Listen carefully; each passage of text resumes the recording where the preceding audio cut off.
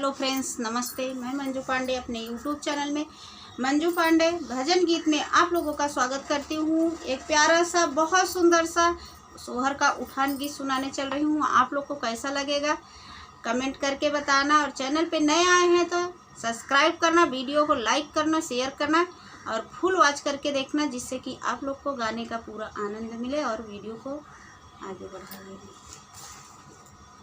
अरसी के तेल पिराए हम तो जानी धिया होई है, हम तो जानी धिया होई है हो बहिनी हो तई भी भोर भीनु सारे होरीला जनम लिए हो बहिनी हो तई भोर भीनु सारे होरीला जनम लिए हो।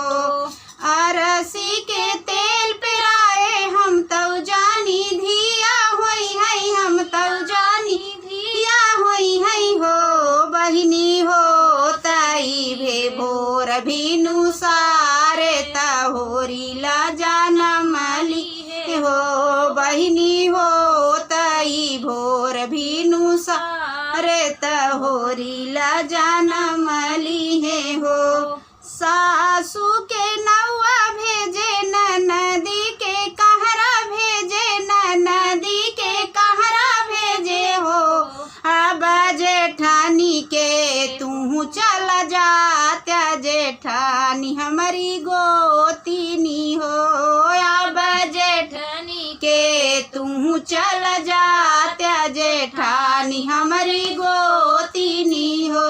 सासू के नौआ भेजे नदी के कहरा भेजे, नदी के कहरा भेजे हो अब जेठानी के तू चल जात्या जेठानी हमारी गोतीनी हो अब जेठानी के तू चल जात्या जेठान हमारी गोतीनी हो।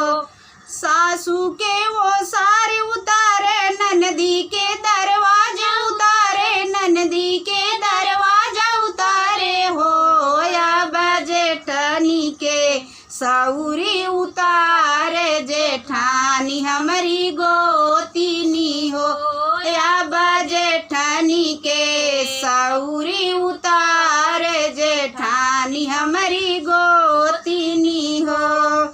अरसी के तेल पिरायऊ हम तो जानी धिया होई है, हम तो जानी धिया होई है हो बहिनी हो तई भोर भीनु सारे तलना जनम लिए, ललना जनम लिए हो बहिनी हो तई भोर भीनु सारे तलना जनम लिए हो।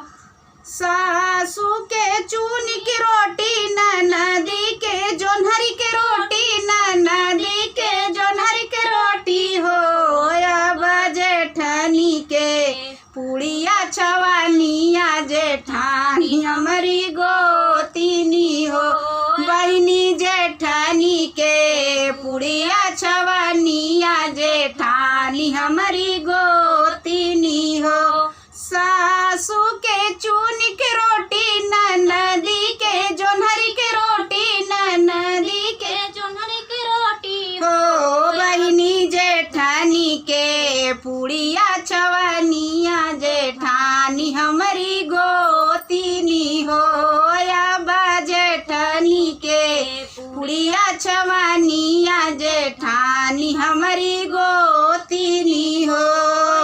अरसी के तेल पिरायऊ हम तो जानी धिया होई है, हम तो जानी धिया होई है हो बहिनी हो तई भोर भीनु सारे तहोरीला जनम लिए हो बहिनी हो तई भोर भीनु सारे तलना जनम लिए हो। सासू के एक कन्नी दी है ननदी के चावन्नी दी है, ननदी के चावन्नी दी है हो अब जेठानी के टक मोहता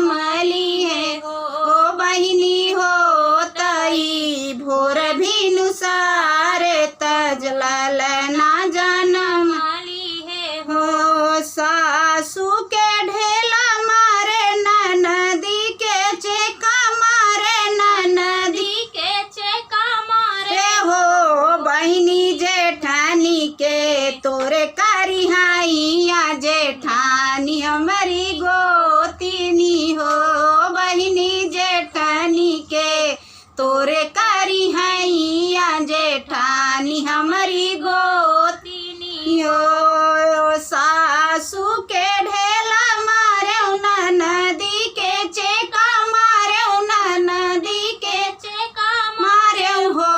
बहिनी जेठानी के तोरे करी हैया जेठानी हमारी गोतिनी हो। बहिनी जेठानी के तोरे